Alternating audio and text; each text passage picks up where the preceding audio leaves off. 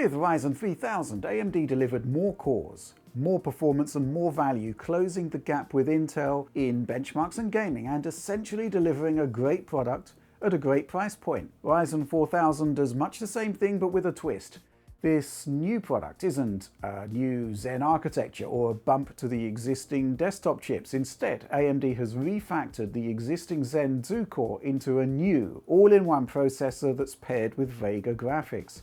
The chip is codenamed Renoir, and let's make no bones about it, it's a game changer in the laptop space. Genuinely an awesome product overall. So let me introduce the laptop I'm using to review Ryzen 4000, more specifically the Ryzen 7 4800H. This is the Asus TUF A15, and it's remarkable in that you're getting this 8-core, 16-thread Ryzen chip in a very good laptop that's got a base price of just $999.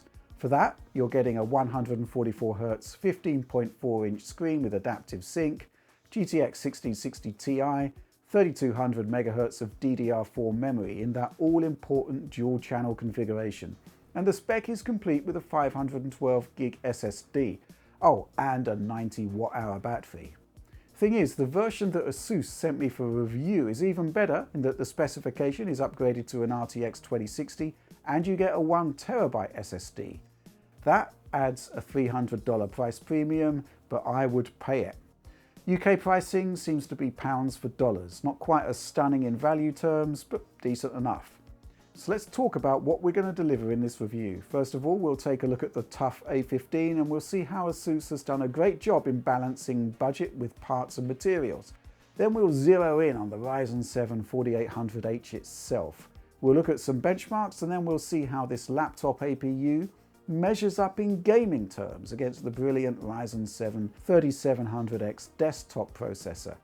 Ryzen 4000 isn't just a CPU, remember, there's an integrated GPU in it as well. And while this laptop has a discrete graphics core, well, I kind of really want to see what that bundled Vega solution looks like.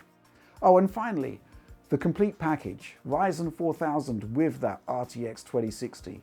What kind of gaming experience can you get from that combination? In short, put simply, just how good of a gaming laptop is the Asus TUF A15?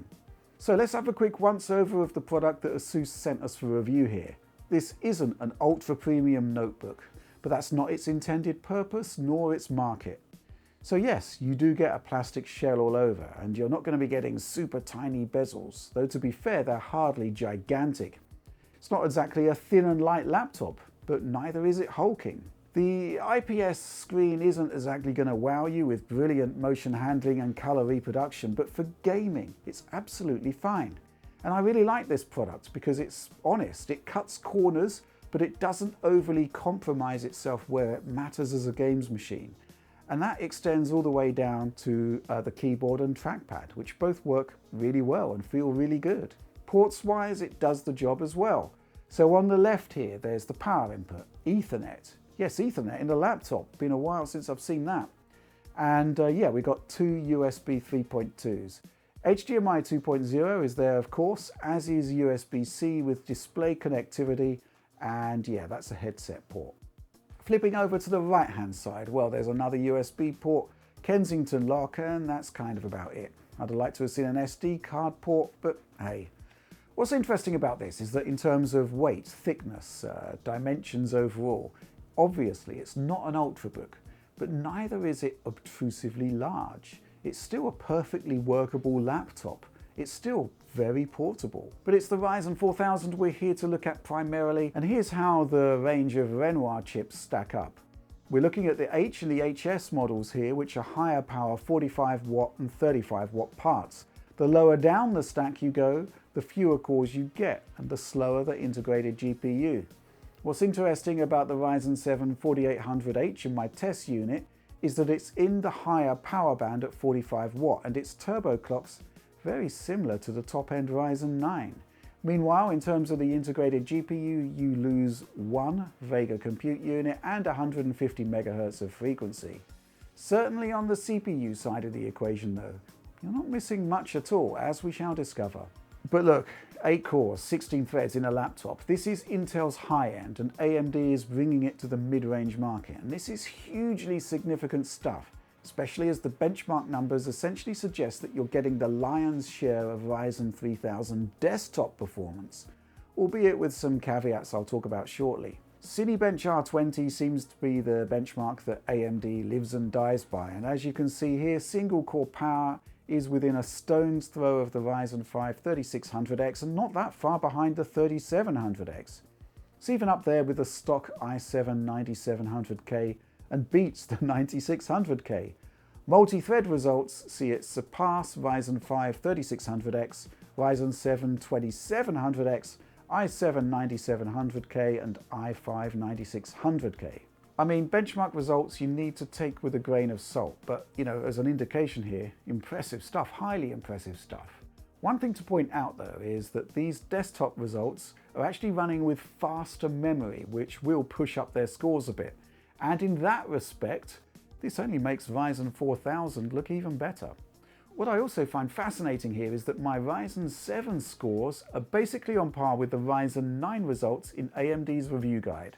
Cinebench does kind of flatter to deceive in some respects, so I also have some H.264 and HEVC encoding results via Handbrake. In this test we use our Rise of the Tomb Raider Patreon download sample here, and we re-encode it from 4K to 4K. And the behaviour here is kind of interesting. Suddenly the 4800H becomes the slowest Ryzen of the lot, though it's still faster at H.264 encoding than the Core i5 9600K. The results should actually be better than this, and this brings me to my only real criticism of this product, and perhaps not necessarily a criticism of the 4800H as such. Essentially, when you start video encoding, you get some tremendous clocks from the processor, but we hit a point where it suddenly throttles down to 3.2 GHz for the rest of the duration, and I've no idea why. Now, the obvious conclusion is that the chip is throttling back owing to overheating, but in my experience, checking out Hardware Monitor here, the core doesn't exceed 80 degrees Celsius, and the fans actually slow down in this throttled state because there's actually less cooling work for it to do. So why is it throttling down at all? I don't get it. Seems that after prolonged maximum effort, the processor decides to slip into a lower power mode. I don't know why, it really does kind of baffle me here. Now, I didn't observe this in gaming. So let's take a look at some gaming performance then, and herein lies a challenge. Our usual way of testing CPU performance in gaming terms is to pair the processor with a desktop RTX 2080 Ti and then to run at 1080p to remove the GPU as a bottleneck. Problem is, this laptop comes with an RTX 2060, where you're far less likely to be CPU limited at 1080p. The GPU is likely to be the limiting factor most of the time. What I really wanted to know was how close Ryzen 4000 is to a Ryzen 3000 desktop gaming experience. So here's how I set out to achieve this. First of all, I benched as per normal. Clearly, the RTX 2060 in this laptop isn't as fast as a desktop model. It's closer to a 1660 Ti. In fact, as the benchmark reveals here, it's uncannily similar. So then I benched the laptop 4800H with 2060 and the desktop 3700X with 1660 Ti, and I did both of those tests at 720p resolution. So the idea here is that we still push CPU performance to the forefront for both of the processors, but we do it with both chips combined with equivalent graphics power to ensure that both systems have very similar hardware balance. And so with that in mind, I also ran the 3700X with 3200 MHz DDR4 memory to match the bandwidth that the laptop chip is given. Okay, so in theory, the 4800H and 3700X have similar clock speeds and the same core and thread count, so we should see similar performance, right? Our Cinebench scores saw pretty close results. After all, the 3700X only had a 3% single thread performance lead, but that did rise to 15% in multi-core. But remember that the 4800H did seem to cut back under really heavy load in Handbrake after a few minutes. And also factor in that the TDP is much lower on the mobile chip, and that the ginormous 36 megabytes of L3 cache is pared back to just 8 megabytes on the laptop chip. Also, with that power limit, maximum clocks on all cores will be lower. So let's return to Crysis 3 then. It's a game I like to include not only because of a totally irrational love for this particular game, but also because it scales across cores and exploits Ryzen in a way that a lot of other games don't. We've equalized everything as much as possible, and you can see parallel lines there. The 3700X clearly in the lead across the duration. But remember that we're comparing a 65-watt chip to a 45-watt chip, and on top of that, the desktop chip does have that huge bonus of an extra 28 megabytes of L3 cache. Overall, I'm really liking these results. You're getting 87% of the desktop chip's performance level, essentially. And bearing in mind the constraints inherent in cramming so much technology into so small a space, that's not bad at all. I also gave The Witcher 3 a go, and by and large there's a similar story here, with the 4800H delivering 87% of the 3700X's performance. Interestingly though, the parallel lines we saw in Crysis 3, which show a consistent differential, we're not seeing them here, even though I did 4 runs through the benchmark. I got some stutter on the desktop side that I didn't get on the 4800H. I can't really explain that, but regardless, I think the overall result here looks good. Now, focusing on the 4800H specifically, I want to demonstrate how well the RTX 2060 in the TUF A15 is matched with this CPU for 1080p gaming. Remember that this laptop has a 144Hz 1080p screen. Whether you like it or not, that's the resolution you're going to be using. You can see here how the game reacts differently when it's CPU bound at 720p or GPU bound at 1080p. Overall though, the match is pretty good. Obviously though, you can claw back that differential by lowering settings while retaining full HD resolution. By and large though, it is better for consistency to be limited by graphics in a gameplay scenario. Okay, so I think we've covered off the CPU at this point. It's great, it really is. But look, there's an integrated graphics core in the Renoir chip, and it's unlikely to be used much in this laptop. But I still feel it's worth a look, because there's going to be a bunch of products out there that won't have a discrete GPU. You will be relying on those Vega graphics. Now look, I'm running a benchmark here that demonstrates conclusively that the integrated GPU offers nowhere near the same level of performance as the RTX 2060. I've seen scenarios that show the 2060 delivering anything up to 6 times more performance in just this single benchmark run. It's also worth pointing out that when CPU and GPU share the same memory interface, CPU performance will suffer. It's just you're not really likely to notice, because the hard limitation there is going to be either GPU compute or the lack of it, or otherwise you're going to be held back by limited memory bandwidth. GPUs really love memory bandwidth, DDR4 not really good enough. Regardless, in 3D Mark Time Spy, the 2060 delivers a graphics score of 6,010 points, while the integrated Vega solution hands in a mere 1,074. So yeah, hardly a powerhouse. But if you do happen to buy a Ryzen 7 4800H laptop without a discrete GPU, you can still do some pretty cool things with this graphics core, because games are inherently scalable across resolution and settings. Here's The Witcher 3 running at 900p on medium settings on the integrated Vega graphics. We're at 30 to 40 FPS, which I think isn't a bad showing. Remember, this is integrated graphics, and both CPU and GPU components are competing for a relatively paltry power budget. What you will see is that the game can dip beneath 30 FPS, and this does seem to be a memory bandwidth limitation. Not only does it kick in during cutscenes, but also when fiery effects are in play. Overall though, it is playable. A bit more tweaking and you'd be in 40 FPS territory, and the adaptive screen kicks in, delivering a palpably smooth experience. Next up, I thought I'd try one of the most optimal PC games of recent times, Doom Eternal. Medium settings here, 1080p, intense combat, and this one is interesting because dynamic resolution scaling is enabled by default. You can even see the resolution scaling in effect on the right there. 40 to 60 FPS overall, which is not bad. 60 FPS is the limit here, as that's how the dynamic resolution scaler makes its calculations. Looking for more consistent performance, I then changed the resolution to 900p, still with DRS in play, and you can see how performance tightens up. We're spending more time in the 50 to 60 FPS window, and for me this is probably the most optimal setup, thanks to the adaptive sync display which smooths out the stutter. However, dropping to 720p DRS, you get your 60 FPS, and by and large it is locked. Obviously, this is not the ideal way to play, but it's still hugely playable in integrated graphics. And overall, there are some interesting takeaways here. First of all, you can see there on the right, the Vega graphics can swipe up to 8 gigs of memory for its VRAM, meaning that at the very least you won't get systems stuttering from a lack of available graphics memory. Secondly, you'll note that it's referring to an AMD proprietary driver. This isn't so good. The game actually prompted me to update my driver when I first booted it, but I couldn't. AMD's auto updater simply wouldn't play ball. So yeah, some work is needed there from AMD. Bottom line though, judged by other integrated graphics solutions, this is good stuff.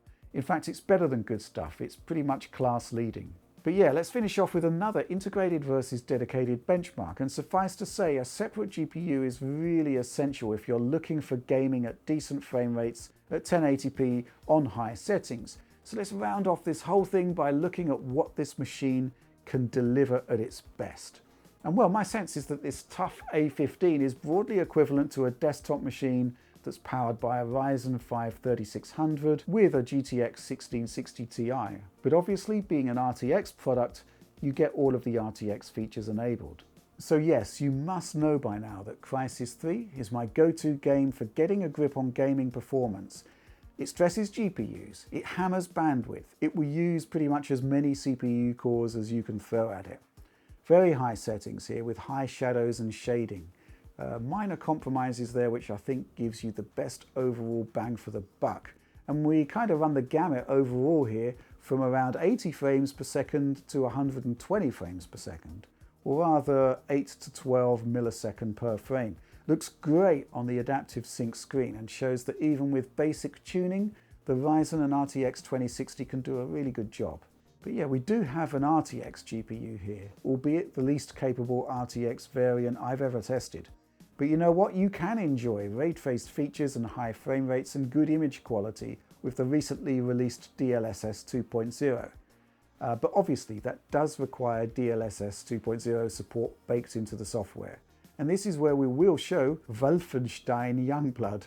We're mostly in 90 to 120 FPS territory here, with ray tracing features enabled. 8 to 11 millisecond per frame variance there, but again, it looks awesome on this screen. And remember, there's nothing stopping you ramping up the settings and turning off ray tracing if you want to use DLSS simply for all-out performance. At the other end of the scale, a slower paced game like Remedy's Control. Now, this has the best ray tracing implementation out there at the moment, in my opinion. It will run at lower frame rates, of course, with all of those RTX features enabled. But here, with medium/high settings, we can still run with DLSS and all RT features enabled at 1080p, and we're between 50 to 90 FPS in most areas, dropping to a low of 40 FPS in the game's most demanding scenes. So yeah, you can still use all of those RT features. You still get a good experience. But of course, as I said, you can use DLSS on the standard non-ray traced version too, if you really want to get that big performance bump to really push that 144Hz screen. So let's wrap all of this up then. I'm really liking the value delivered by the TUF A15. It's not the best of the best in any one area, apart from possibly the CPU. But it delivers a ton of value that punches well above its sticker price. Ryzen 4000, it really is the star of the show. This is a genuine game changer for AMD. It's the first time in years I've looked at an AMD mobile CPU and seen a product that is, to put it bluntly, quantifiably better than an Intel equivalent. What I also want to point out is that Ryzen's longevity with the 90 watt-hour battery is exemplary, and you do indeed get all-day battery life here on more basic tasks, while the horsepower is there on tap for 4K video editing, rendering, encoding and whatnot. Meanwhile, integrated graphics. It's not going to be amazing. Don't go in here expecting discrete level results, but they are best in class.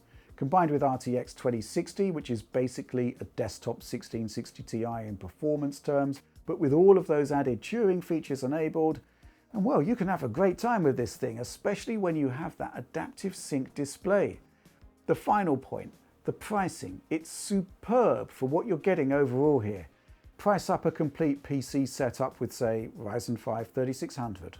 GTX 1660 Ti, a motherboard, 16 gigs of fast memory, a case, power supply, 1 TB SSD, keyboard, mouse, adaptive sync 144Hz display, and stack that all up against the cost of the A15 here, which is providing it all in a portable form factor. Food for thought, right? I'd like to see the new Ryzen 4000 CPUs paired with more capable GPUs than the RTX 2060, but really the 2060 is a great match for 1080p action based on the CPU's limitations in gaming workloads. Look at this benchmark here to compare GPU limit to CPU limit. When the lines intersect, it doesn't matter how much extra GPU power you have, the CPU is holding you back. And fundamentally, the gap between the two limits here isn't that huge anyway. So with that in mind, you need to go up to a 1440p screen to get the most out of a more powerful graphics core. What we have here then is a really well balanced machine for 1080p high frame rate gaming. One word of warning for any prospective Ryzen 4000 laptop buyer though. Make sure you have dual channel memory and make sure it's 3200 MHz or faster. So yeah, the Asus TUF A15, it does come with dual channel fast memory, but many laptop suppliers might cheap out in that area. And if you buy one of those machines, you'll be limiting CPU performance drastically. But that's all from me for now. I hope you liked this video. From a personal perspective, I really like looking at the game-changing advances in technology. And I believe that in this respect, Ryzen 4000 more than fits the bill. It's seriously impressive stuff. So yeah, press the like button if you like this video, subscribe if you haven't already, and of course ring the bell for instant notifications whenever we post new Digital Foundry content. The DF Patreon, that's for those of you out there that love what we do and want to support the team more closely. But that's all from me for now. Thanks for making it all the way to the end of this one, if indeed you did. And just generally, thanks for watching and supporting Digital Foundry.